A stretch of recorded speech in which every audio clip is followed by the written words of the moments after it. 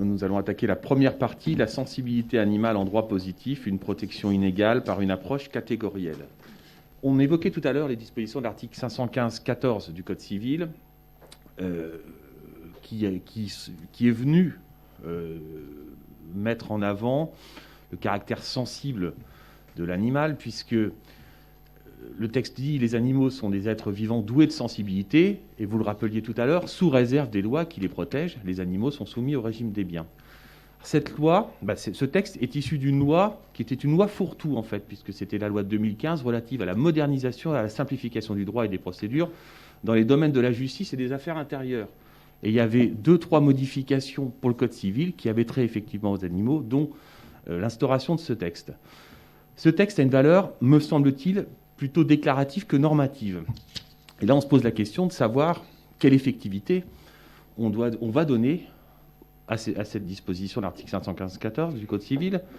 Nous, avocats, quand on utilise un texte de loi, c'est pour faire valoir des droits, pour avoir une protection, pour avoir quelque chose en retour du juge, pour convaincre le juge. En tout cas, donner de l'effectivité au texte. Et on a l'impression qu'avec cette disposition qui renvoie au statut antérieur de l'animal, qu'on est un peu, on est dans l'intermédiaire, on ne sait pas trop où on est, on trouve un peu dans le droit doux qui était décrit par le soft law, par Jacques Chevalier, parce qu'il n'y a pas de dimension contraignante, on est dans un droit un peu flou, et ça interroge.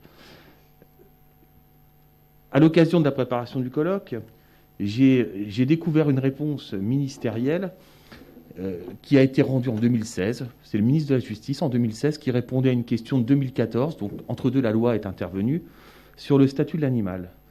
Et le ministre de la Justice est censé, par sa réponse, nous éclairer. Il nous dit ceci.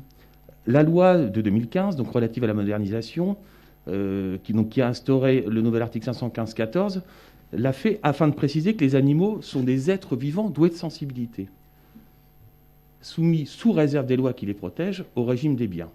Ce texte permet de consacrer, dit le ministre, le statut de l'animal dans le Code civil et de reconnaître le caractère sensible de celui-ci afin de mieux concilier sa qualification juridique et sa valeur effective, tout en maintenant l'état actuel du droit. Il est en effet essentiel de concilier la protection de l'animal sans pour autant mettre en péril les bases traditionnelles de l'économie. C'est ainsi que le principe selon lequel l'animal suit intégralement le régime des biens meubles ou immeubles pour les opérations économiques est maintenu.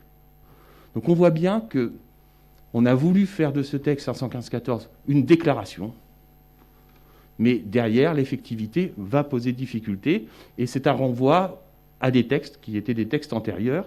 Et nous allons aborder donc ces domaines, sous différents domaines plutôt, les dispositions qui constituent actuellement le droit positif.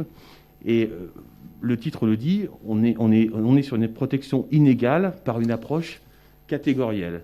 Donc la première intervenante sera l'organisatrice du colloque, donc Aloïs Ken, que je vais vous présenter quand même en quelques mots puisqu'elle ne s'est pas présentée tout à l'heure. Donc elle est maître de conférence à l'université en droit privé de l'université de Paris-Saclay, Évry. Vous êtes chercheuse associée à l'Institut de Molombe. Vous enseignez le droit de l'expérimentation animale depuis 2012 au Master 2, donc droit de la santé et des biotechnologies. Vous avez été lauréate de nombreux prix. Vous participez également à des groupes de travail sur la retraite des animaux de laboratoire initié par le ministère de l'Enseignement supérieur, de la Recherche et de l'Innovation en partenariat avec le ministère de l'Agriculture et de l'Alimentation. Et vous travaillez actuellement sur le concept One Health, une seule santé, afin d'analyser donc les différentes interactions entre la santé humaine, animale et environnementale. Donc je vous laisse la parole pour évoquer donc la sensibilité des animaux de laboratoire, état des lieux et perspectives.